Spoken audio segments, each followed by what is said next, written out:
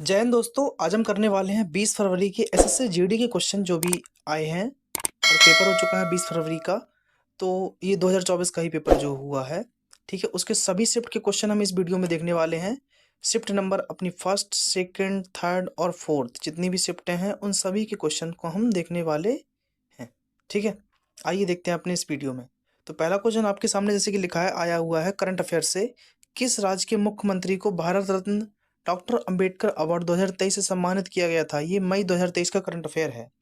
तो किस राज्य के मुख्यमंत्री को? तो ये जो हमारे हैं उत्तर प्रदेश, ये भम भय मुक्त उत्तर प्रदेश बनाने के लिए मुख्यमंत्री योगी आदित्यनाथ को डॉक्टर अंबेडकर रत्न पुरस्कार से नवाजा गया है। भारत रत्न डॉक्टर अंबेडकर पुरस्कार से नवाजा गया है किसको? उत्तर प्रदेश के मुख्यमंत्री को। क्वेश्चन दूसरा देखो, पूछा गया है कि लोकसभा सीट में महिला आरक्षण कितना है? ये सितंबर 2023 से लिया गया है। लोकसभा सीट में महिला आरक्षण कितना है? तो नए बिल के अनुसार लोकसभा और राज्यसभा की विधानसभा में महिलाओं के लिए 33% रिजर्वेशन लागू किया गया है। 33% का मतलब 1/3 रिजर्वेशन लागू किया गया है। ठीक है, और इसी के बारे में देखो एक्स्ट्रा फैक्ट क्या है कि महिला आरक्षण अधिनियम जो है वो 2003 का है, जिस संविधान में 106वां संशोधन के अधिनियम के तहत 2023 में विधेयक लोकसभा, राज्य विधानसभाओं और दिल्ली विधानसभा में महिलाओं के लिए 1/3 सीट आरक्षित करता है। और लोकसभा में महिलाओं की संख्या जो है वो 181 अब हो गई है वर्तमान में। इस समय लोकसभा की 131 सीटें SC ST के लिए आरक्षित हैं। तो जितने भी एक्स्ट्रा फैक्ट हैं वो भी हमने साथ में इसमें ले लिए हैं। अगला क्वेश्चन आपके सामने लिखा है कि कनक रेली का संबंध किस खेल से है? तो कनक रेली जो हमारे हैं ये किससे, कनक रेली का संबंध किस क्षेत्र से है? तो ये कनक रेली का संबंध जो है हमारा मोहिनी अट्टम से है। ये मोहिनी अट्टम की नृत्यांगना है, डांस करने वाली हैं। नेक्स्ट देखिए, बिरजू महाराज कौन? बिरजू महाराज, लच्छू महाराज, ये किससे संबंधित हैं? बिरजू महाराज किस घराने से संबंधित हैं? बिरजू महाराज एक कथक डांसर हैं। बिरजू महाराज भारत में कथक नृत्य के लखनऊ काल का बिंदादीन घराने के प्रमुख प्रतिपादक हैं। तो बिरजू महाराज जो हमारे हैं भारत में कथक नृत्य के लखनऊ काल का बिंदादीन घराने के प्रमुख प्रतिपादक हैं। याद रखेंगे आप। क्वेश्चन 5वां है, बरस जो है आदि महोत्सव त्योहार कहाँ मनाया जाता है? तो बरस आदि महोत्सव कहाँ मनाया जाता है? ये त्योहार बरस महोत्सव, यह त्योहार विशेष रूप से दादर और नागर हवेली के कोकना और बरली जनजाति द्वारा बहुत धूमधाम और उल्लास के साथ मनाया जाता है। कौन सा त्योहार? बरस आदिवासी त्योहार। ठीक है, एक्स्ट्रा फैक्ट में क्या लिखा है कि देवासो त्योहार दादर और नागर हवेली के ढोडिया और बरली जनजातियों द्वारा मनाया जाता है। कौन सा? देवासो त्योहार। तो याद रखेंगे बरस जो हमारा है ये कोकना और बरली जनजाति द्वारा बहुत धूमधाम से मनाया जाता है दादर नगर हवेली में। और दिवासो हमारा जो है वो किसमें? ये दादर नगर हवेली की बरली और ढूंढिया जनजाति द्वारा मनाया जाता है। अगर हम बात करें कंसेरी की, कंसेरी ढूंढिया द्वारा फसल कटाई के दौरान मनाया जाने वाला एक प्रमुख त्योहार है। कौन सा? कंसेरी। चलिए, क्वेश्चन नंबर 6वां आपके सामने है कि 2018 में उड़ीसा नृत्य में संगीत नाटक पुरस्कार किसे दिया गया था? किसे दिया गया था 2018 में? तो 2018 में जो है उड़ीसा में संगीत नाटक अकादमी पुरस्कार किसको दिया गया था? सुरूपा सेन को। तो सुरूपा सेन को 2018 में संगीत नाटक अकादमी दिया गया था। हम बात करते हैं 2019 की, तो 2019 में आपका सुतापा तालु के डार को दिया गया था, तालु के डार को दिया गया था। 2020 में जो हमारे रविंद्र अति बुद्धि को दिया गया था। कौन सा? संगीत उड़ीसा नृत्य में संगीत नाटक अकादमी पुरस्कार। नोट कर लीजिए 2018 में जो है क्या है, सिटारिष्टि को उड़ीसा नृत्य में उनके योगदान के लिए भारत रत्न द्वारा प्रतिष्ठित पद्मश्री पुरस्कार से सम्मानित किया गया था। किनको? सिटारिष्टि को। क्वेश्चन नंबर 7वां आपके सामने, भारत रत्न पुरस्कार प्राप्त करने वाले पहले संगीतकार कौन थे? तो भारत रत्न पुरस्कार प्राप्त करने वाले पहले संगीतकार आपके मदुरै षडमुख बिडु सुबा लक्ष्मी भारत रत्न प्राप्त करने वाली पहली महिला कलाकार थीं। तो आप सिर्फ इतना नाम याद रखेंगे कि सुबु लक्ष्मी जो हमारी थीं वो भारत रत्न प्राप्त करने वाली पहली महिला थीं। देखिए, भारत रत्न पुरस्कार की शुरुआत कब हुई थी? 1954 में, ये भी याद रखेंगे आप। ठीक है, साथ में आगे देखो, सुबु लक्ष्मी को साल 1998 में भारत रत्न से नवाजा गया है। किससे? भारत रत्न से। कब? 1998 में सुबु लक्ष्मी को। 1999 में पंडित रविशंकर को दिया गया भारत रत्न, 2001 में उस्ताद बिस्मिल्लाह खां को दिया गया है, और जो हमारी लता मंगेशकर जी हैं दीदी जी, इनको 2009 में ये पुरस्कार मिला है। पंडित भीम सिंह जोशी जो हमारे हैं, पंडित भीम सिंह जोशी, इनको भारत रत्न से नवाजा, सम्मानित किया गया था 2009 में। ठीक है, तो याद रखेंगे। 1999 में पंडित रविशंकर को दिया गया था सितार वादक है, जो कि 2001 में उस्ताद बिस्मिल्लाह खां और लता मंगेशकर को दिया गया था, और 2009 में जो हमारे पंडित भीमसेन जोशी शहनाई वादक हैं, इनको भारत रत्न अवार्ड दिया गया था। अब देखिए, आज ही इसकी शिफ्ट में आया है 20 तारीख को ही, कि क्वेश्चन नंबर 8वां है, रंगा स्वामी कप किस खेल से संबंधित है? तो रंगा स्वामी कप किस खेल से संबंधित है? हॉकी से संबंधित है। ये जो रंगा स्वामी कप है, ये 1928 में पेश किया गया था। ठीक है, और एथलेटिक्स में IAAF विश्व चैंपियनशिप की शुरुआत कब हुई? तो ये 1983 में। कब? 1983 में हेलेंसिकी फिनलैंड में विश्व एथलेटिक्स की शुरुआत हुई थी। 2023 में अगर मैं बात करता हूँ आपसे, तो ये कहाँ होना है? बुडापेस्ट हंगरी में होना है। और हमारा 2025 में जो 20वां एडिशन है इसका, ये टोक्यो जापान में होना है, वर्ल्ड एथलेटिक्स चैंपियनशिप। आगे देखिए क्वेश्चन नंबर 9 में, 9वां लिखा है हमारा, इकोनॉमिक्स से आया हुआ सवाल है कि योजना आयोग को किसके द्वारा प्रतिष्ठित प्रतिस्थापित किया गया है? तो योजना आयोग को 13 अगस्त 2014 को, किसको? 13 अगस्त 2014 को योजना आयोग खत्म कर दिया गया था, और इसकी जगह पर क्या बना? नीति आयोग। तो नीति आयोग जो है भारत में कब आया? ये 1 जनवरी 2015 को इसका गठन हुआ, नीति आयोग का। और योजना आयोग को कब हटा दिया गया था? 13 अगस्त 2014 को। दोनों डेट याद रखना है। क्या? 13 अगस्त 2014 आपका योजना आयोग खत्म हो गया था, प्लानिंग कमीशन। इसकी जगह पे क्या आया? नीति आयोग। कब आया? 1 जनवरी 2015 को। ठीक है, याद रखेंगे आप इतना इस सवाल में। 10वां है कि मुद्रा मापन की सबसे आसान प्रणाली कौन सी है? ये SSC का भी पूछा हुआ सवाल है। देखो, तो मुद्रा मापन की जो प्रणालियां होती हैं 4 होती हैं भैया, M1, M2, M3 और M4। सबसे आसान जो है वो हमारी M1 और M2 मानी जाती है। देखिए आंसर क्या है? M1 लेन देन के लिए सबसे अधिक तरल और आसान है, जबकि M4 सबसे कम तरल है। ठीक है, तो सबसे अधिक तरल जो हमारी कौन सी है? M1 है। M3 मुद्रा आपूर्ति का सबसे अधिक प्रयुक्त माप है। इसे समग्र मौद्रिक संसाधन के रूप में जाना जाता है। ठीक है, जिसको हम रिजर्व मनी के नाम से जानते हैं। और देखिए इसमें एक्स्ट्रा फैक्ट हमारा क्या है रिजर्व मनी के बारे में? रिजर्व मनी देखो क्या होता है, इसे हम हाई पावर्ड मनी के रूप में जानते हैं, रिजर्व मनी को, है ना। ये M0 है। रिजर्व मनी क्या होती है? M0। इसे हम high powered money, monetary base money कहा जाता है। M0 currency in circulation plus, M0 क्या है? करेंसी इन सर्कुलेशन, जो भी करेंसी आपकी सर्कुलेट मतलब अभी चल रही है, plus banker deposits with RBI और अदर डिपॉजिट्स विद RBI। जो भी बैंकर ने डिपॉजिट किया RBI को, और अदर डिपॉजिट्स जो भी RBI में किए हैं, उसे हम M0 के रूप में जानते हैं। M1 की अगर हम बात करते हैं आपसे, M1 क्या है? तो M1 को हम संकीर्ण मुद्रा, नैरो मनी के रूप में जाना जाता है, क्योंकि इसमें केवल 100% तरल जमा शामिल है, जो मुद्रा आपूर्ति की एक बहुत ही संकीर्ण परिभाषा है। आगे देखेंगे M1 के बारे में ही है कि M1 क्या है? करेंसी विद पब्लिक, पब्लिक की जो करेंसी है, plus demand deposit with banking system, इस और क्या है? Other deposits with RBI। तो इन तीनों को मिलाकर हम M1 के रूप में लेते हैं। नेक्स्ट है M2। हमारा क्या है कि M2 जो हमारा है वो M1 की जितनी भी क्वांटिटी है वो सब लेंगे M1 प्लस सेविंग डिपॉजिट और पोस्ट ऑफिस सेविंग बैंक्स, ये हमारे M2 के अंदर आ जाती है। ये कई बार पूछा गया है, वरना बहुत लोग इसमें चक्कर खाते रहते हैं, तो इसको ध्यान से पढ़ लीजिए। देखो इसमें पढ़ेंगे कि नोट लिखा है कि पोस्ट ऑफिस में जो बचत खाता अपना सेविंग अकाउंट्स है, सावधि जमा खाता फिक्स डिपॉजिट है, और आवर्ती जमा खाता रिकरिंग डिपॉजिट खाते खोले जाते हैं। ठीक है, डाकघर बचत खाता का आकार नगण्य है, और M2 में सभी जमा तरल नहीं होते हैं। ठीक है, M2 जो हमारी है इसमें सभी तरल जमा नहीं होते हैं। अगली हम बात करते हैं आपकी ब्रॉड मनी की, M3 के बारे में, जो कि सबसे ज़्यादा प्रयुक्त होती है। क्या है? देखिए M3 हमारा M1 plus time deposits with the banking system, banking system में जितने टाइम के लिए आप कोई चीज़ डिपॉजिट कर रहे हैं वो हमारे M3 के अंदर आती है। और M4 क्या है?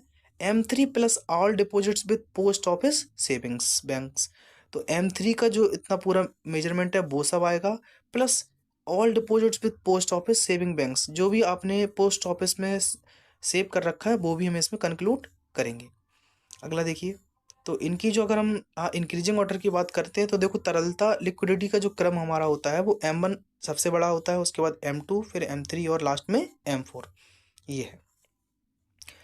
क्वेश्चन 11 आपके सामने है, राष्ट्र का विकास और आय, राष्ट्र का विकास आय और किसके द्वारा प्राप्त किया जाता है? तो राष्ट्र का विकास आय और जनगणना से, आर्थिक सर्वेक्षण से और ऑप्शन से प्राप्त किए जाते हैं। ठीक है, जो भी ऑप्शन आए होंगे उनके अनुसार देखेंगे। तो आंसर देखो हमें दिया गया है, ये ऑप्शन आपको दिए गए थे, जनगणना से, आर्थिक सर्वेक्षण से और एक आधो और ऑप्शन होंगे। तो ये हमारा जो राष्ट्र का विकास आय है जो और आर्थिक सर्वेक्षण पिछले 12 महीनों में भारतीय अर्थव्यवस्था में हुए विकास की समीक्षा करता है। कौन? आर्थिक सर्वेक्षण। तो आपका आंसर यहाँ पर आर्थिक सर्वेक्षण सही होने वाला है। अगला देखिए, जनगणना से सवाल हर एक एग्जाम में आते हैं अब तो। 12वां क्वेश्चन, प्रथम आर्थिक जनगणना कब हुई थी? पहली आर्थिक जनगणना कब हुई थी? किस जनगणना में लक्षद्वीप केंद्र शासित प्रदेश को शामिल नहीं किया गया? ठीक है, किस जनगणना में? तो पहली जनगणना जो हमारी हुई थी वर्ष 1977 में लक्षद्वीप को शामिल नहीं किया गया था। ठीक है, गैर कृषि अर्थव्यवस्था में जानकारी एकत्र करने के लिए पहली आर्थिक जनगणना कब हुई थी? हमारी 1977 में आयोजित की गई थी। 2019 की अगर हम बात करते हैं, 2019 में आपकी 7वीं आर्थिक जनगणना हुई थी। कब? 2019 में। सांख्यिकी एवं कार्यक्रम मंत्रालय कार्यान्वयन मंत्रालय द्वारा छठी आर्थिक जनगणना 2013 में हुई थी।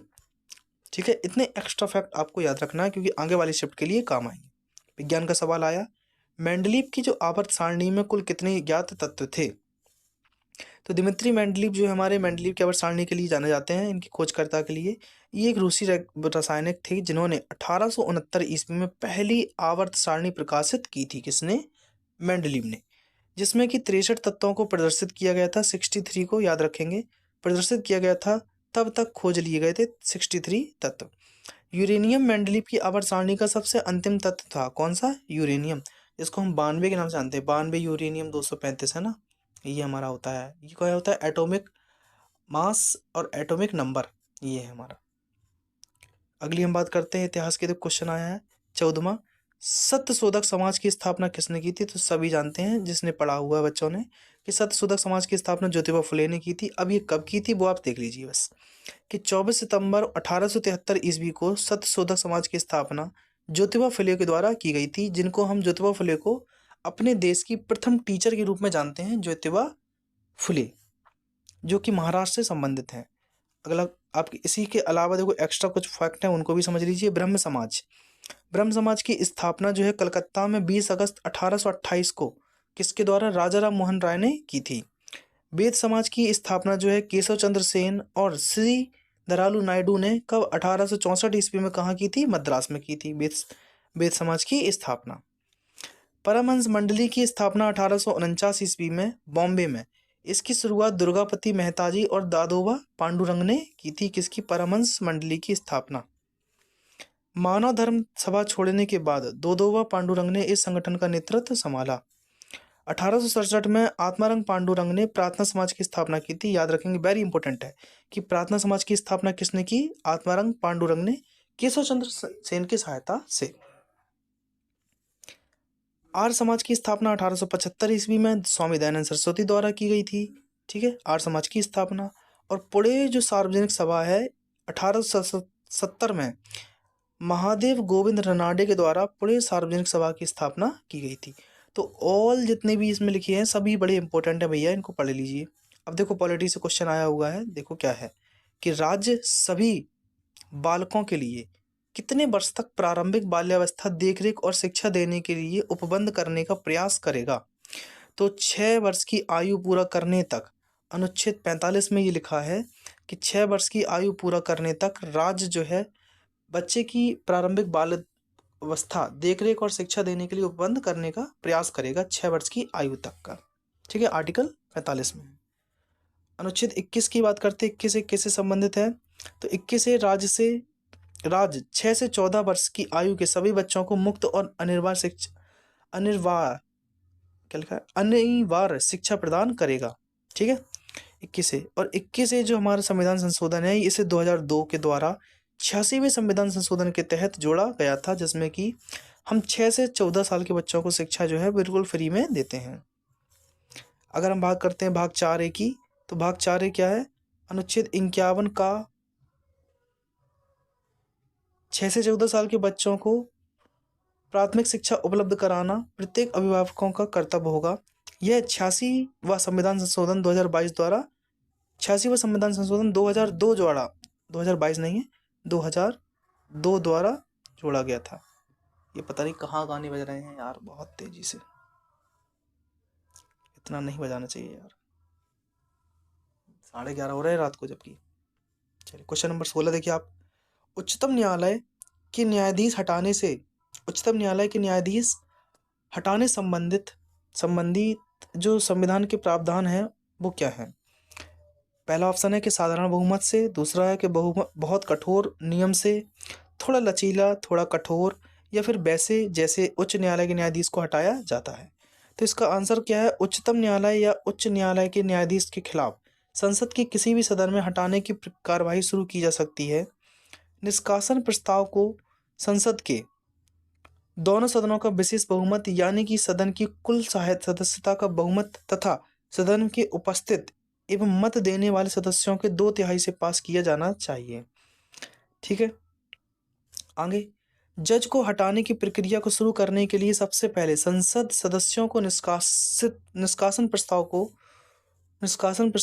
को हस्ताक्षर के बाद लोकसभा अध्यक्ष सभापति को सौंपा जाता है, जिसमें कि क्या है कि लोकसभा में लाया जाता है तो 100 सदस्यों द्वारा, और राज्यसभा में अगर बुलाया जाता है तो 50 सदस्यों द्वारा इसको हस्ताक्षरित किए जाते हैं। अंत में राष्ट्रपति के हस्ताक्षर के बाद न्यायाधीश को पद से हटाने का आदेश दिया जाता है। इस तरीके से हम भारत के उच्च न्यायालय के न्यायाधीश को हटा देते हैं।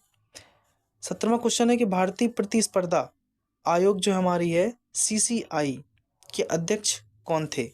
तो नीत कौर जो है हमारी नया अध्यक्ष नियुक्त हुई है, ये नीत कौर जो कि CCI की अध्यक्ष है, भारतीय प्रतिस्पर्धा आयोग की, कंपटीशन कमिश्नर ऑफ इंडिया। ये कि जो कि 2002 के तहत गठित एक वैधानिक निकाय है। याद रखना कि हमारा जो भारतीय प्रतिस्पर्धा आयोग है ये कैसा निकाय है? ये एक वैधानिक निकाय है, स्टैट्यूटरी बॉडी है। इसका गठन मार्च 14 2003 में किया गया था। कब? इसका गठन मार्च 14 अक्टूबर कहाँ से आ गया बीच में, 2003 में किया गया था। क्वेश्चन 18 है कि भारतीय महाद्वीप की सबसे पुरानी लिपि कौन सी है? तो भारतीय महाद्वीप की सबसे पुरानी लिपि जो है, उपमहाद्वीप की सबसे पुरानी लिपि है ब्राह्मी लिपि, याद रखेंगे। नेक्स्ट, अब देखो सेकंड शिफ्ट में हमारे 20 क्वेश्चन जीके के हैं। ये नृत्य इन सबसे दिए गए हैं, इनको आइए हम देखते हैं एक एक करके। ठीक है, तो पहला क्वेश्चन आपके सामने है, बोनालू त्योहार कहाँ मनाया जाता है? तो बोनालू त्योहार पहले भी बहुत बार आया है CHSL वगैरह में, इस बार फिर देखो GD वगैरह में, ये हमेशा ही आना है भैया, त्योहार यार पढ़ के जाना आपको। तो बोनालू त्योहार कहाँ मनाया जाता है? ये तेलंगाना में मनाया जाता है बोनालू त्योहार। बोनालू त्योहार किस राज्य का है? तेलंगाना का। उत्तर प्रदेश की इंडो फारसी शैली का संबंध किस नृत्य से है? तो शास्त्रीय नृत्य रूप कथक उत्तर प्रदेश राज्य से संबंध है, और यह फारसी तत्वों को प्रदर्शित करने वाला एकमात्र भारतीय शास्त्रीय नृत्य है। तो उत्तर प्रदेश की जो इंडो फारसी शैली का संबंध जो है वो किससे? कथक नृत्य से संबंधित है। पन्नालाल घोष, हरिप्रसाद चौरसिया, ये सब क्या बजाते हैं? बांसुरी वादक हैं। पन्नालाल घोष है, हरिप्रसाद चौरसिया हैं, है ना, ये सब बांसुरी वादक हैं। अगला है, नीति आयोग किस प्रकार की संस्था है? तो नीति से संबंधित थिंक टैंक, नीति आयोग एक गैर संवैधानिक संस्था है। नीति आयोग कैसी है? एक गैर संवैधानिक संस्था है नीति आयोग। राष्ट्रीय भारत परिवर्तन संस्थान यानी कि NITI Aayog, national information technology of India आयोग सरकार के लिए एक थिंक टैंक के रूप में काम करता है। कौन? नीति आयोग। नीति आयोग की स्थापना कब हुई थी? 1 जनवरी 2015 में। अभी मैंने बताया था ऊपर, किसके स्थान पर? प्लानिंग कमीशन के आधार पर, है ना, योजना आयोग के स्थान पर। योजना आयोग कब खत्म कर दिया गया था हमारा? आपका 2014 में इसको खत्म कर दिया गया था। ठीक है, योजना आयोग को। योजना आयोग को क्यों स्थापित किया गया था? बहुत तेज बज रहा है यार डीजे। अब ठीक है, क्योंकि अलाउ नहीं है कहीं भी 11 बजे के बाद डीजे बजना, लेकिन पता नहीं ये लोग कैसे बजा रहे हैं। देखिए, योजना आयोग क्यों स्थापित किया गया था? पूंजीपतियों के कारण, समाजवादी के कारण। तो नेहरू जी ने 15 मार्च 1950 को आर्थिक नीतियां बनाने और एक कल्याणकारी राज्य लाने के लिए योजना आयोग की स्थापना की थी। कब? 15 मार्च 1950 को योजना आयोग की स्थापना की थी। ठीक है, योजना आयोग की स्थापना सरकार द्वारा घोषित देश के संसाधनों के कुशल को शोषण द्वारा जीवन स्तर में तेजी से वृद्धि, उत्पादन में वृद्धि कर समुदाय के लिए रोजगार के अवसर प्रदान करने जैसे उद्देश्यों को बढ़ावा देने के लिए की गई थी नीति आयोग, योजना आयोग की स्थापना। ठीक है, आगे देखिए, पंडित जवाहरलाल नेहरू ने किस आधार पर पहली पंचवर्षीय योजना लागू की थी? तो पहली पंचवर्षीय योजना हमारी जो थी 1951-1956 के तक हेरोल्ड डॉमर के सिद्धांत पर आधारित थी। हेरोल्ड डॉमर मॉडल पर आधारित थी। पहली पंचवर्षीय योजना कब से कब तक? 1951 से 1956 तक चली थी। यह योजना पंडित जवाहरलाल नेहरू के नेतृत्व में लॉन्च की गई थी। इस योजना में सबसे ज़्यादा जो प्राथमिकता आपको कृषि को दी गई थी, है ना, सबसे ज़्यादा प्राथमिकता किसको दी गई थी? कृषि को। आगे बात करते हैं, अर्थशास्त्री के.एन. राज को इस योजना के वास्तुकार के रूप में जाना जाता है। किसको? के.एन. राज को। द्वितीय पंचवर्षीय योजना हमारे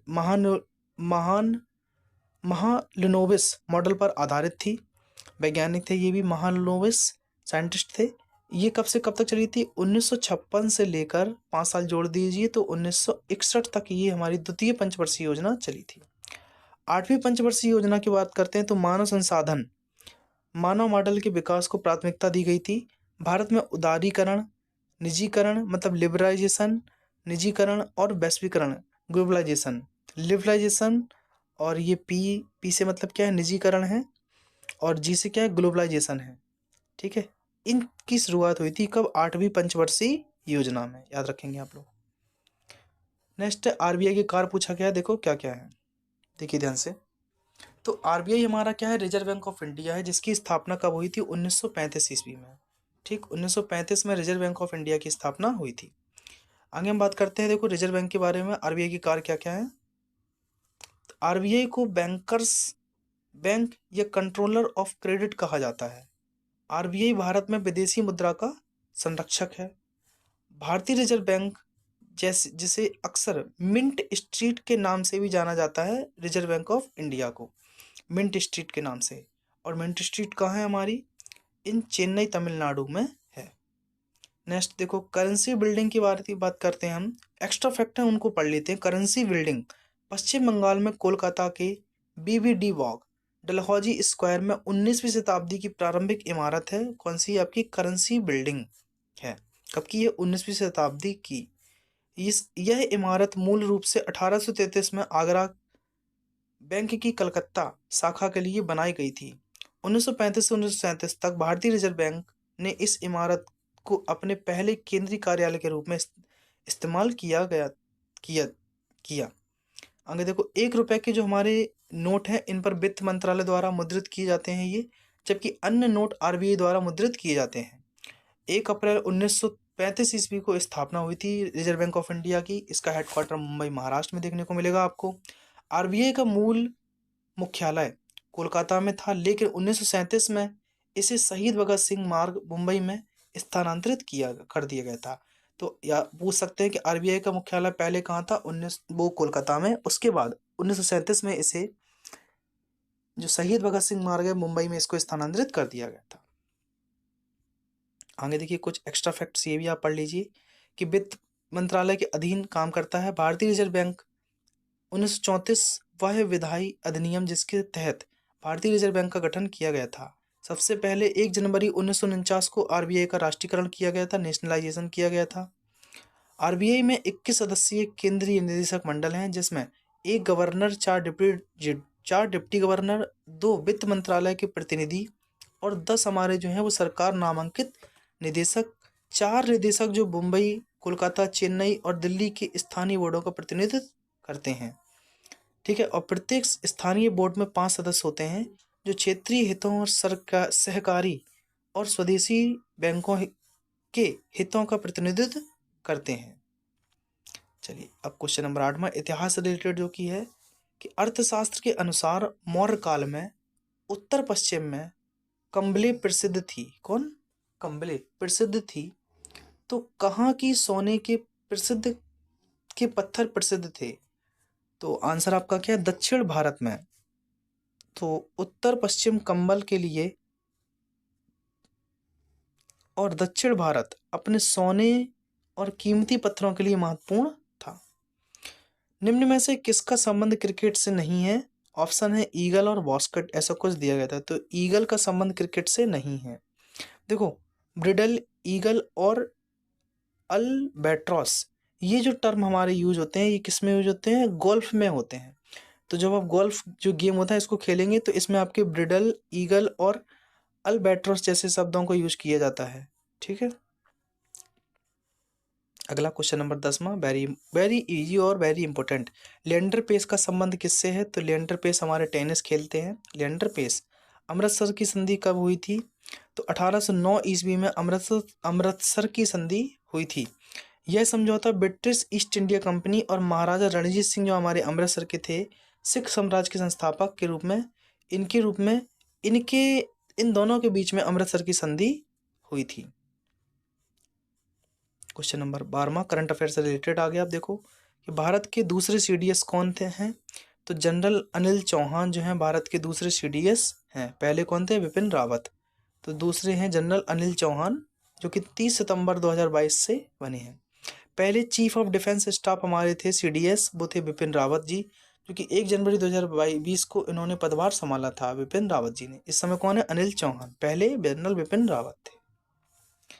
अगला है कि डे जो NULM ने किसके साथ भारत में महिला उद्यमियों को सशक्त बनाने और उनके उद्यमों में सहायता की करने के लिए साझेदारी की है?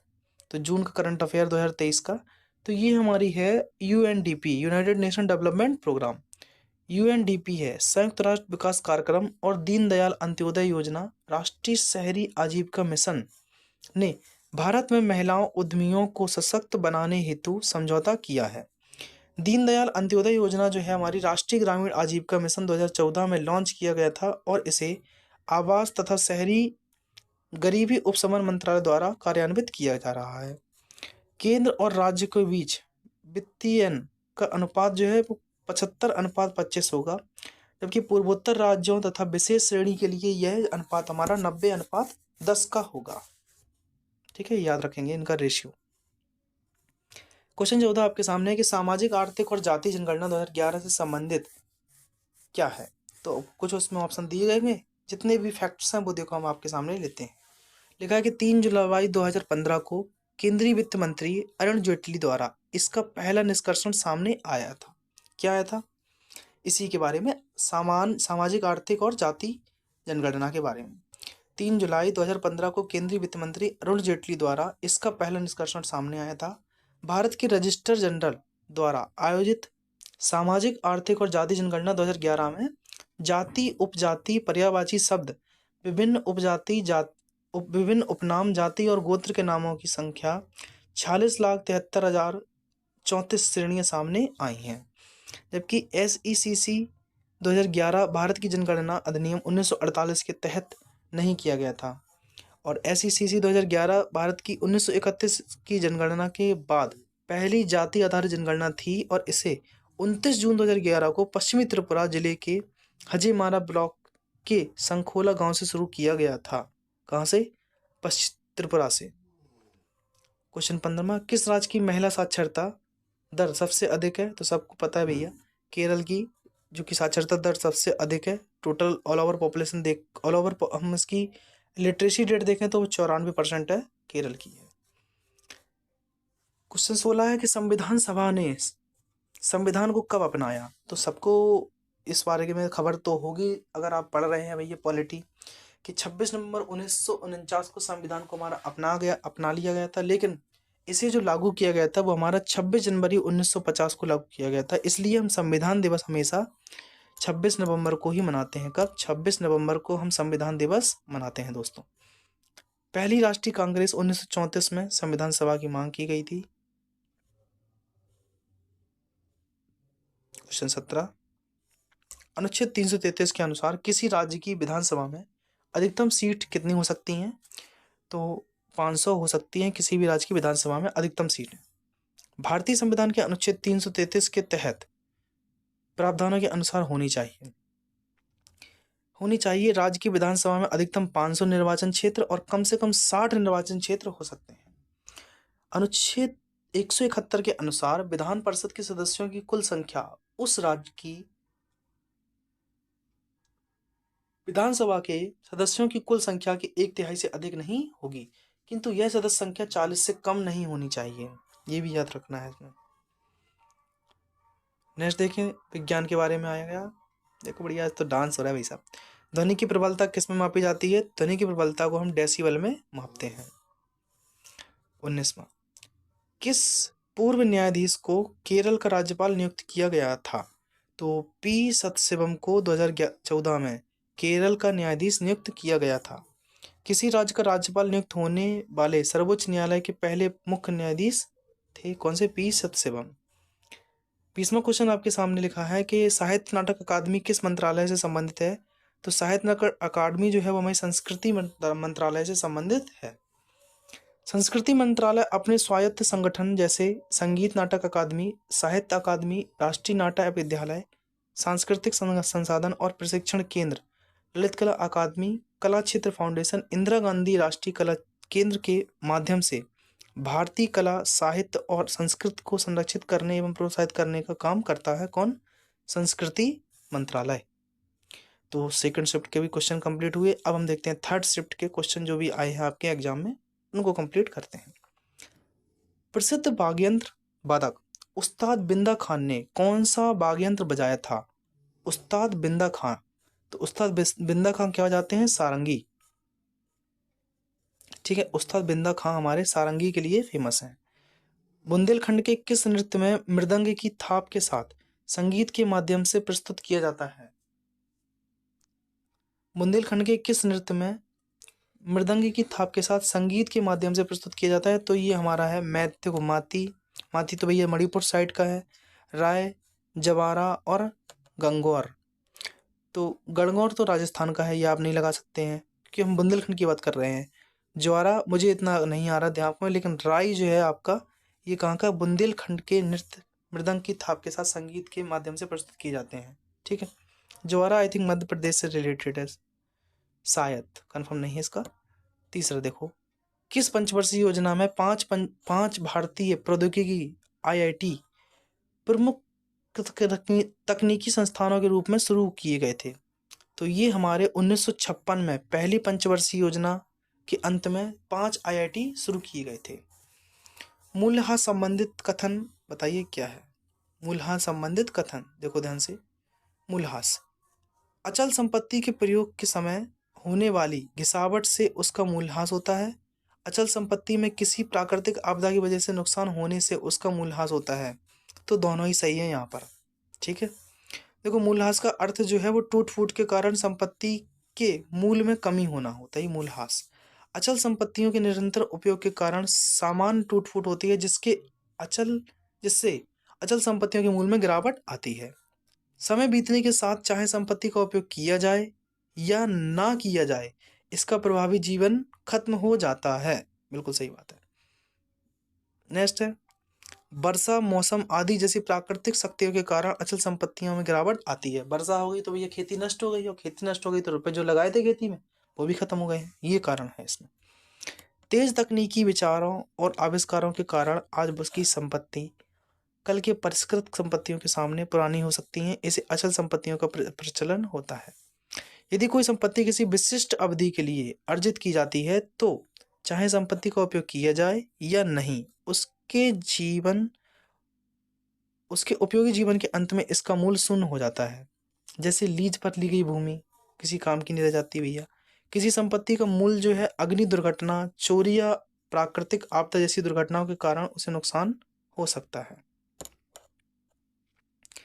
नेक्स्ट है कि हरित क्रांति किस क्षेत्र में आत्मनिर्भर बनाने के लिए लाया गया था?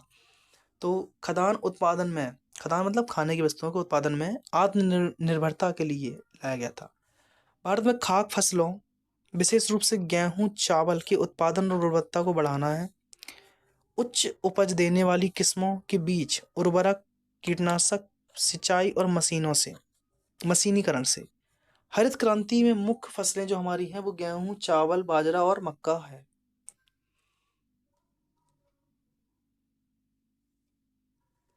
भारत में हरित क्रांति में सबसे ज्यादा खदानों में वृद्धि गेहूं में हुई है, जो कि 1967 से 1968, 2003 2004 के मध्य गेहूं के उत्पादन में 3 गुना से अधिक की वृद्धि हुई है। आगे, हरित क्रांति शब्द का प्रयोग सबसे पहले विलियम गॉल ने किया था और नॉर्मन बोरलॉग हरित क्रांति के जनक हैं। ठीक है, नॉर्मन बोरलॉग जो है हरित क्रांति के जनक है हमारे पूरे विश्व में। और भारत में कौन है? एमएस स्वामीनाथन है। विश्व में शुरुआत की बात करते हैं तो 1960 में हमारे हरित क्रांति की शुरुआत हुई थी। 1960 में भारत में 1965 1968 के समय हरित क्रांति देखी गई थी, जो कि तृतीय पंचवर्षीय योजना के समय पर है। हरित क्रांति की शुरुआत मैक्सिको से हुई है, मैक्सिको सिटी से। भारत में हरित क्रांति का नेतृत्व मुख्य रूप से एमएस स्वामीनाथन द्वारा किया गया था। वर्ष 1970 में नॉर्मन बोरलॉग को उच्च उपज देने वाली किस्मों, हाई यील्ड वैरायटी सीड्स को विकसित करने के लिए उनके कार्य के लिए नोबेल पुरस्कार उनको प्रदान किया गया था। किसको? नॉर्मन बोरलॉग को। ध्वनि प्रदूषण के मापने की इकाई क्या है? हमारी डेसिबल ध्वनि प्रदूषण के मापने की इकाई है। विनय मोहन क्वात्रा का कार्यक्रम कितने वर्ष बढ़ाया गया? विनय मोहन क्वात्रा है हमारे, इनका कार्यकाल जो है कितने वर्ष बढ़ाया गया? 30 अप्रैल 2024 तक 14 माह का विस्तार किया गया है विनय मोहन क्वात्रा का कार्यकाल। क्वात्रा को अप्रैल 2022 में विदेश मंत्रालय में सचिव के पद पर नियुक्त किया गया था, है ना, विनय मोहन क्वात्रा को। अगला है, अमेजन फ्यूचर इंजीनियरिंग प्रोग्राम किस मंत्रालय की पहल है? तो अमेजन फ्यूजन इंजीनियरिंग प्रोग्राम जो हमारा है केंद्रीय जनजाति कार्य मंत्रालय का प्रोग्राम है। केंद्रीय जनजाति कार्य मंत्रालय के तहत national education society for tribal students NEST ने आंध्र प्रदेश, गुजरात, मध्य प्रदेश, उड़ीसा, राजस्थान, तेलंगाना जैसे 54 एकलव्य मॉडल आवासीय विद्यालयों में अमेजन फ्यूचर इंजीनियरिंग प्रोग्राम के दूसरे चरण का शुभारंभ किया है। दूसरे चरण में एडवांस ब्लॉक प्रोग्रामिंग और आर्टिफिशियल इंटेलिजेंस पाठ्यक्रम शामिल होंगे। 2023 तक, अगला क्वेश्चन 9वां है, 2023 तक भारतीय मूल की ब्रिटेन होम सेक्रेटरी कौन थी? तो ये हमारी सोहेला ब्रेवरमैन थी, जो कि 2023 तक भारतीय मूल की ब्रिटेन में होम सेक्रेटरी के पद पर थी, सोहेला ब्रेवरमैन। 13 नवंबर 2023 को प्रधानमंत्री जो हमारे ऋषि सुनक गृह सचिव सोहेला ब्रेवरमैन को बर्खास्त कर दिया, प्रधानमंत्री ऋषि सुनक ने, PM। और पूर्व नेता डेविड जो कैमरन थे हमारे, इनको विदेश मंत्री के रूप में वापस ले लिया गया था। ठीक है, चलिए 10वां क्वेश्चन आपके सामने है कि 2023 के जो नेशनल गेम्स हुए थे वे कितने शहरों में हुए हैं? तो 2023 के जो नेशनल गेम्स हैं 37वें नेशनल गेम्स हुए थे, जो कि गोवा में हुए थे। गोवा के 5 शहरों में, कौन कौन सा? मापुसा, पणजी, पोंडो, बास्को और मार्गो गोवा में शहरों में आयोजित की गए। जबकि साइकिलिंग ट्रैक और गोल्फ स्पर्धाएं दिल्ली में आयोजित की गई थी, साइकिलिंग और गोल्फ। सर्वश्रेष्ठ पुरुष एथलीट का पुरस्कार हमारे तैराक श्री हरि नटराज को मिला है। किसको? श्री हरि नटराज को, जो कि तैराक हैं। 8 स्वर्ण, 1 रजत और 1 कांस्य प्राप्त किए हैं कर्नाटक से, सबसे ज्यादा मिले हैं इन्हें। सर्वश्रेष्ठ महिला का जो एथलीट अवार्ड है महाराष्ट्र की संयुक्ता प्रसेन काले और उड़ीसा के प्रणति नायक ने जीता है। ठीक है, सर्वश्रेष्ठ महिला और पुरुष एथलीट की हमने बात कर ली है। नेक्स्ट है कि जिम्नास्ट में 4 स्वर्ण 1 रजत प्रत्येक को संयुक्त रूप से प्राप्त हुआ है। देखो फर्स्ट नंबर पे हमारा कौन सा है इसमें? अगर हम बात करते हैं स्टेट की, महाराष्ट्र है। महाराष्ट्र ने कुल टोटल 80 गोल्ड जीते हैं, सिल्वर 69 और ब्रॉन्ज 79। टोटल याद रखना 228। टोटल कितने हैं? 228। और इसने गोल्ड कितने जीते हैं? 80। महाराष्ट्र नंबर 1 पे। ठीक है, महाराष्ट्र के बाद कौन है दूसरा? सर्विसेज है। उसके बाद हरियाणा है, तो MSH याद रखो, MSH, Maharashtra services Haryana. Services ने गोल्ड कितने जीते? 66। टोटल 126। और हरियाणा ने गोल्ड कितने जीते? 62, टोटल 192। ठीक है, तो 192 की रेंज देखो ज़्यादा लगता है कि चलो ये सेकंड नंबर पे होना चाहिए था, नहीं, लेकिन यहाँ पर गोल्ड में ज़्यादा देखा जाता है कि गोल्ड का रेशियो कहाँ है ज़्यादा। 1924 में फर्स्ट इंडियन ओलंपिक गेम्स कहाँ हुए थे? लाहौर में हुए थे दोस्तों। 1940 में जो हमारे 9वें नंबर के नेशनल गेम्स हुए थे कहाँ? बॉम्बे में, भारत में हुए। 2023 में 37वें नेशनल गेम्स गोवा में हुए हैं। 2024 में 38वें नेशनल गेम हमारे उत्तराखंड में होना है, याद रखेंगे। हमारे राष्ट्रीय खेल जो 37वें नंबर के हैं वो गोवा में हुए थे, और 38वें राष्ट्रीय खेल कहाँ होना है? उत्तराखंड में होना है। 2025 में 39वां राष्ट्रीय गेम जो हमारा मेघालय में होगा। ठीक, नॉर्थ ईस्ट स्टेट, मेघालय की राजधानी शिलोंग में होगा। अगला, भारत के पूर्व मुख्य न्यायाधीश सीजीआई को अंतरराष्ट्रीय सिंगापुर अंतरराष्ट्रीय मध्यस्थता केंद्र के प्रतिष्ठित अंतरराष्ट्रीय मध्यस्थ पैनल के सदस्य के रूप में नियुक्त किया गया है। तो ये हमारे कौन है? एनवी रमन्ना। ये भारत के पूर्व मुख्य न्यायाधीश हैं जिनको सिंगापुर अंतरराष्ट्रीय मध्यस्थता केंद्र के प्रतिष्ठित पद पर इनको मिला है, नियुक्त किया गया है एनवी रमन्ना को। International Mediatory Panel of Singapore International Mediatory Centre, SIMC का पूरा नाम लिखा हुआ है ये। क्वेश्चन 12वां देखिए आप, क्या है? ISSF वर्ल्ड शूटिंग चैंपियनशिप 2023 कहाँ हुआ था? International shooting championship. ये 53वां ISSF विश्व शूटिंग चैंपियनशिप 14 अगस्त से 1 सितंबर 2023 तक बाकू अजरबैजान में आयोजित किया गया था। भारत की रैंक की बात करते हैं तो भारत इसमें 3rd रैंक पर था 14 मेडल के साथ, 6 गोल्ड मेडल और 8 ब्रॉन्ज इसने प्राप्त किए थे। ISSF जूनियर विश्व चैंपियनशिप 2023 का आयोजन साउथ कोरिया के चांगबोंग शूटिंग रेंज में किया गया, जिसने भारतीय निशानेबाज ने 17 पदक जीतकर 2nd रैंक हासिल की, 6 गोल्ड, 6 सिल्वर, 5 ब्रॉन्ज जीते। ISSF विश्व कप 2023 भारत 1 स्वर्ण, 1 रजत और 5 कांस्य जीते, जिसमें कि 7 मेडल हैं। ये भोपाल में आयोजित किया गया था। गोल्ड जो है सर्वजोत सिंह को मिला है, और सिल्वर जो है वरुण तोमर को मिला है, और रिदम सांगवान को मिला है। 2022 के जो हमारे ISSF वर्ल्ड शूटिंग चैंपियनशिप हमारे थे कायरो इजिप्ट में हुए थे। चलिए नेक्स्ट है, भारत की समुद्री सीमा कितने देशों के साथ लगती है? तो भारत की 7000 किलोमीटर से अधिक समुद्री सीमा 7 देशों के साथ साझा करती है। 7 देश कौन कौन से हैं? वो बांग्लादेश है, इंडोनेशिया है, पाकिस्तान है, म्यांमार है, थाईलैंड है, श्रीलंका है और मालदीव है। भारत की समुद्री सीमा की बात करते हैं तो ये 12 समुद्री मील 21.9 किलोमीटर है। भारत के पास 200 समुद्री मील का आर्थिक क्षेत्र है, और भारत की स्थलीय सीमा जो है हमारी, भारत 7 देशों के साथ जमीनी सीमा साझा करता है, जो इस प्रकार है। कौन कौन से हैं भैया? बांग्लादेश जमीनी जो साझा करता है उसके लिए, बांग्लादेश के बाद चाइना, पाकिस्तान, नेपाल, म्यांमार, भूटान और अफगानिस्तान है।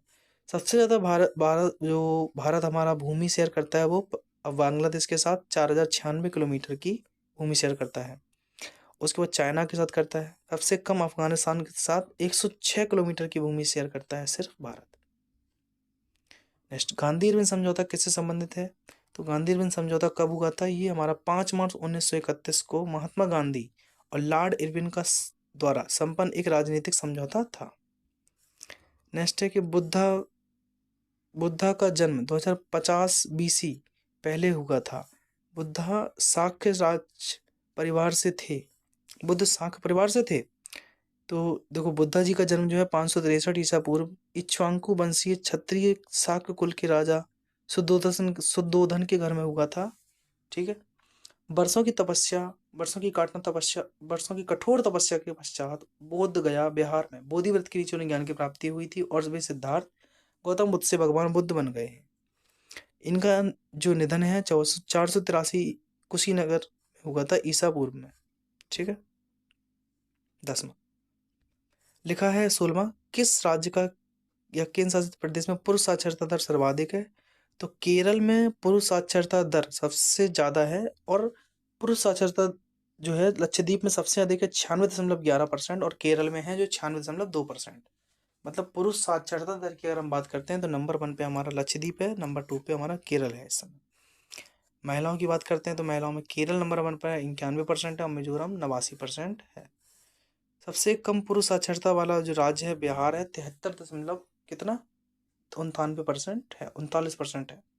सबसे कम महिला साक्षरता वाला राज्य है राजस्थान है, 52.66% ही है। 2011 में भारत की साक्षरता दर 74.04% है। 2011 के अनुसार भारत की साक्षरता दर जो है 74.04% है। चलिए, 2011 की जनगणना के अनुसार पुरुष साक्षरता दर 82.14 और महिला साक्षरता दर 65.46% है, 65.46%, और ये 60 और ये क्या है 82.14% है। भारतीय राज्यों में सबसे अधिक साक्षरता दर केरल की है, उसके बाद मिजोरम को देखने को मिलती है। केंद्र शासित प्रदेश में लक्षद्वीप की साक्षरता सबसे अधिक है, 92.28% है, और बिहार की साक्षरता दर सबसे कम 63.82% दर्ज की गई है। मैसूर दशहरा उत्सव कहाँ मनाया जाता है?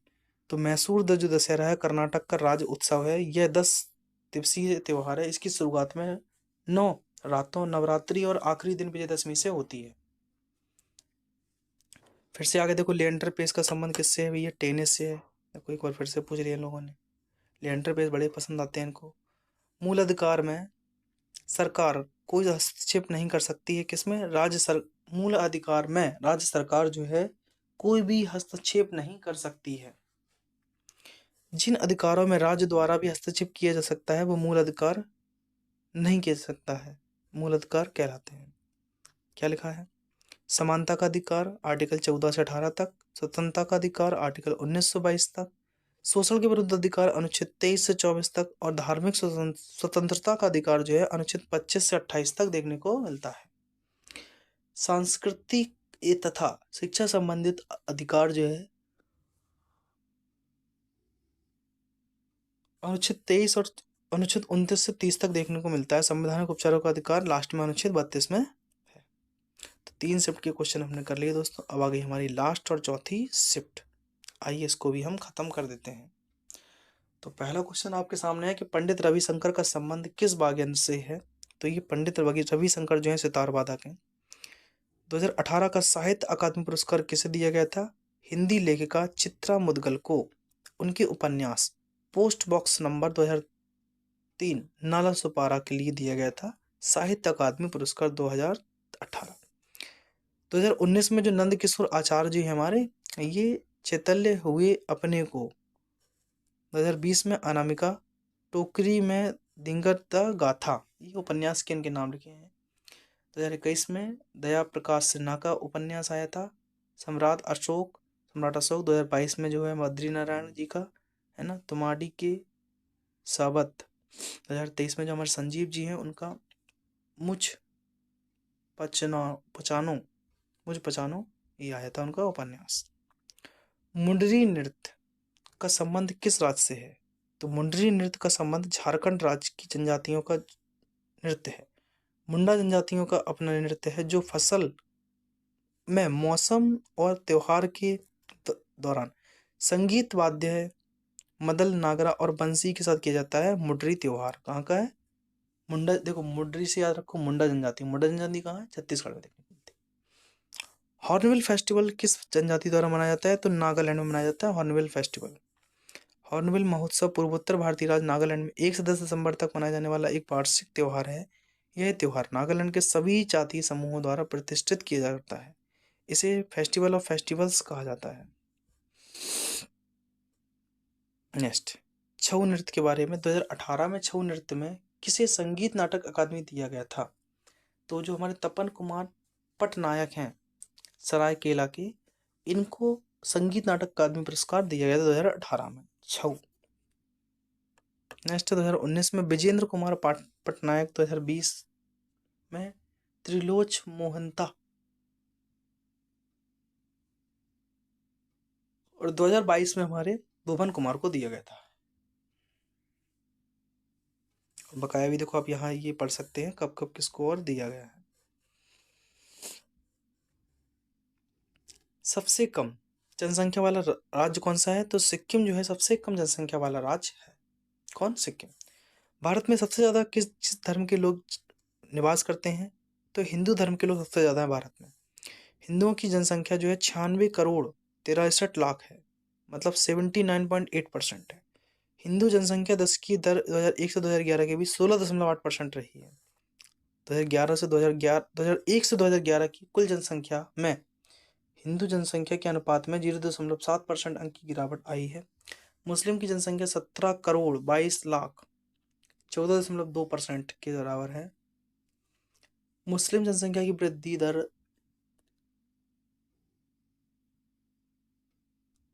24.6% है। आगे देखो इसी के बारे में है, सिखों के, ईसाई के, उन सब के बारे में दिया गया है, जनगणना के बारे में। अगला देखिए, भारत के उत्तर पश्चिम में कौन से देश हैं? तो भारत के उत्तर पश्चिम में हमारा पाकिस्तान, अफगानिस्तान देखने को मिलता है। अफगानिस्तान भारत के साथ 106 किलोमीटर की बाउंड्री शेयर करता है, अफगानिस्तान सबसे कम। नेक्स्ट देखिए, राज्य के नीति निर्देशक सिद्धांत जो है संविधान के किस भाग से संबंधित हैं? तो राज्य के नीति निर्देशक सिद्धांत जो है संविधान के भाग 4 से संबंधित हैं, और 4 ऐसे हमारे मूल कर्तव्य आ जाते हैं। देखिए आइए पूरे भाग संविधान के हम 22 देख लेते हैं। भाग 1 में क्या है? संघ और उसका राज्य क्षेत्र, अनुच्छेद 1 से 4 तक में है। भाग 2 में नागरिकता है, अनुच्छेद 5 से 11 तक है। भाग 3 में हमारा मूल अधिकार है, 12 से 35 अनुच्छेद हैं। और भाग 4 में हमारा क्या है? डीपीएसपी है ना, directive principle of state policy, राज्य के नीति निर्देशक तत्व, अनुच्छेद 36 से 51 तक दिए गए। 4A मूल कर्तव्य है, 51A दिया गया है। भाग 5 है संघ से संबंधित, 52 से 151 तक दिया गया अनुच्छेद। भाग 6 राज्य से संबंधित है, अनुच्छेद 152 से लेकर 237 तक वर्णन यहाँ किया गया भाग 6 का। भाग 7 राज्य, भाग बी 238 में है। भाग 8 जो है संघ राज्य क्षेत्र यूटी संबंधित है। उसके बाद यूटी की बात हो गया हमारा। भाग 9 पंचायत से संबंधित है, 243 से 243 ओ पंचायत से संबंधित है। भाग 11A सॉरी 9A जो है नगर पालिकाओं से संबंधित है, 9वीं सहकारी समितियों से। 10वां अनुसूचित एवं जनजाति क्षेत्र से संबंधित है, आर्टिकल 244 से 244A। भाग 11 जो है संघ राज्य संबंध है। भाग 12 वित्त संपत्ति इत्यादि संबंध है। भाग 13 व्यापार वाणिज्य, अनुच्छेद सामने है सबके। भाग 16 जो है 14 संघ राज्य के अधीन सेवाएं 308 से 323 तक दी गई हैं। और अगला है ये चुनाव जो प्रक्रिया है, भाग 15 में चुनाव विश्लेषण संबंधित है। और भाग भाषा जो है भाग 17 में दी गई है भाषा के उपबंध। आपातकाल की बात करते हैं तो कौन सा है हमारा? 18 आपातकाल उपबंध से 352 से 360 है। सोवियत संशोधन है, जो संशोधन से 368 से संबंधित है। भाग 20 में अस्थायी संक्रमण, कालीन और विशेष उपबंध है। ये कुछ नहीं है इतना। चलिए नेक्स्ट है कि राज्यसभा के सभापति का पद रिक्त होने पर कौन कार्यकाल संभालेगा? तो जिस समय राष्ट्रपति सभापति का पद रिक्त हो या किसी ऐसे व्यक्ति के समय जब उपराष्ट्रपति राष्ट्रपति के रूप में कार्य कर रहे हों या राष्ट्रपति की कृत्यों का निर्वाह कर रहे हों, तो उस समय लोकसभा के पद के दायित्व उपसभापति द्वारा निष्पादित किए जाते हैं।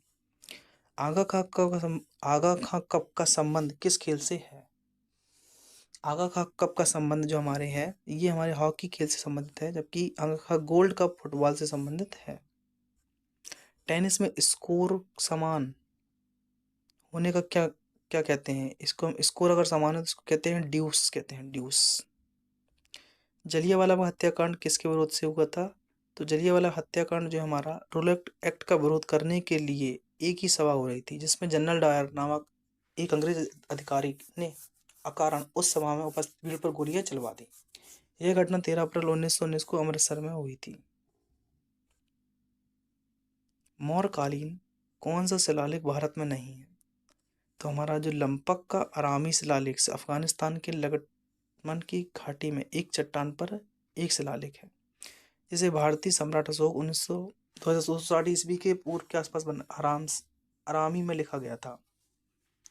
14 रॉक शिलालेख कंधार, मनसेहरा, बाजगढ़ी, कलसी और गिरनार, सोपार, सन्नती, शिशुपालगढ़ और जौगढ़ में पाए गए हैं।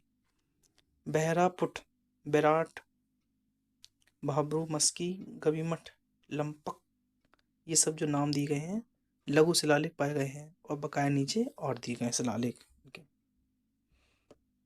15 है आपके सामने कि प्रधानमंत्री जो किसान मित्र किससे संबंधित है, तो ये हमारा एक AI चैटबॉट है, प्रधानमंत्री किसान सम्मान निधि, जो कि PM किसान योजना को बढ़ावा पहुंचाने और किसानों को उनके सवालों का स्पष्ट, सटीक और त्वरित जवाब देने हेतु है। ठीक है, PM किसान। 16वां क्वेश्चन आपके सामने है कि एशिया खेल कहाँ होंगे। 2026 के एशिया खेल कहाँ होंगे, तो नगोया जापान में हमारे 2026 के एशिया खेल होंगे। 2022 में कहाँ हुए थे, हांगो चाइना में हुए थे। प्रथम 1951 में नई दिल्ली में हुए थे। अब कहाँ होना है, दिल्ली के बाद 1982 में नई दिल्ली में हुए थे। ठीक है, 2 बार। 2022 में मॉस्क, पेरुविला, पेरिस, पता नहीं क्या दिया गया है ये। 2022 में तो यहीं होना, हांगो चाइना में, ये तो गलत दिया गया है, यहाँ पर हटा दो, ये गलत है। 2022 में भारत की रैंक 4th है, जबकि गोल्ड इतने हैं, सिल्वर इतने हैं और ब्रॉन्ज इतने हैं, तो एक भी गोल्ड तो है, 28वें है। 2025 में एशियाई खेल शीतकालीन खेल हार्बिन चीन में खेले जाएंगे। 2025 में भारतीय मूल के प्रोफेसर के बारे में पूछा गया, कौन सी है वो, जयति गुप्ता। इन्होंने क्या किया, जलवायु परिवर्तन रोकथाम के क्षेत्र में उनके योगदान के लिए नीदरलैंड में विज्ञान के सर्वोच्च पुरस्कार से सम्मानित किया गया था। किसको, जयति गुप्ता को। अगला क्वेश्चन 18वां आपके सामने है, 1961 से 1962 के दौरान कौन सी पंचवर्षीय योजना लॉन्च की गई, तो 1961 से 1962 के दौरान 3rd पंचवर्षीय योजना चल रही थी। पहली, दूसरी, तीसरी, चौथी, 5वीं, 6वीं, 7वीं और 8वीं 9वीं पंचवर्षीय योजना ये आ गई है, और 9वीं के बाद टोटल 22वीं पंचवर्षीय योजना आ जाती है लास्ट में। अगले देखें, 11वीं पंचवर्षीय योजना का कार्यकाल क्या है, 2007 से 2012 तक है ना। भारत में बैंकिंग विनिमय अधिनियम कब लागू हुआ था, तो 16 मार्च 1949 को भारत में बैंकिंग विनिमय लागू हुआ था। यह अधिनियम भारत की सभी बैंकिंग संस्थाओं को नियंत्रित करता है। नेक्स्ट देखिए, 14 प्राइवेट बैंकों का राष्ट्रीयकरण कब हुआ था, तो 1969 में जो हमारी 14 बैंकें थी उनका राष्ट्रीयकरण हुआ गया था। बैंकों का राष्ट्रीयकरण, ये देखिए ध्यान से, 1 जनवरी 1949 को RBI का राष्ट्रीयकरण किया गया था। ठीक है, 19 जुलाई 1969 को प्रधानमंत्री इंदिरा गांधी ने 50 करोड़ रुपए से अधिक जमा वाले 14 वाणिज्यिक भारतीय बैंकों को राष्ट्रीयकृत किया गया था। कब, 1969 में। ठीक है, 14 बैंक 1969 में राष्ट्रीयकरण हुआ। कौन कौन सी, Allahabad Bank, Canara Bank, United Bank of India, UCO Bank, Syndicate Bank, Indian Overseas Bank, Bank of Baroda, Punjab National Bank, Bank of India, Bank of Maharashtra, Central Bank of India, Indian Bank, Dena Bank और यूनियन बैंक, ये सब बैंकें थी। ठीक है, तो ये fact नीचे के आप इनको पढ़िए। और देखो, इस बैंक का 1 अप्रैल 2017 को भारतीय स्टेट बैंक में विलय हो गया था। कौन सा, इंपीरियल बैंक ऑफ इंडिया का। देखो आगे लिखा है, लास्ट 2019 में 10 राष्ट्रीयकृत बैंकों को आपस में विलय किया गया 2019 में। अरे भाई, 10 बैंकों को। ओरिएंटल बैंक ऑफ कॉमर्स और यूनाइटेड बैंक ऑफ इंडिया क्या बनेंगे, Punjab National bank. Syndicate bank का विलय हुआ कहाँ पर, केनरा बैंक में। आंध्रा बैंक कॉरपोरेशन बैंक का विलय हुआ है यूनियन बैंक ऑफ इंडिया में। इलाहाबाद बैंक का इंडियन बैंक में विलय हुआ है, और देना बैंक, विजय बैंक का बैंक ऑफ बड़ौदा में विलय हुआ है। तो इतनी सारी बैंकों का ये देखो आपस में विलय हुआ है। टोटल हमने क्वेश्चन जितने फर्स्ट शिफ्ट के थे तो सभी कर लिए दोस्तों। First, second, third, fourth shift के क्वेश्चन हो गए GD के। अब मैं लाऊंगा अगले दिन के क्वेश्चन आपके सामने। तब तक के लिए जय हिंद, उनको रिवाइज कर लेना आप।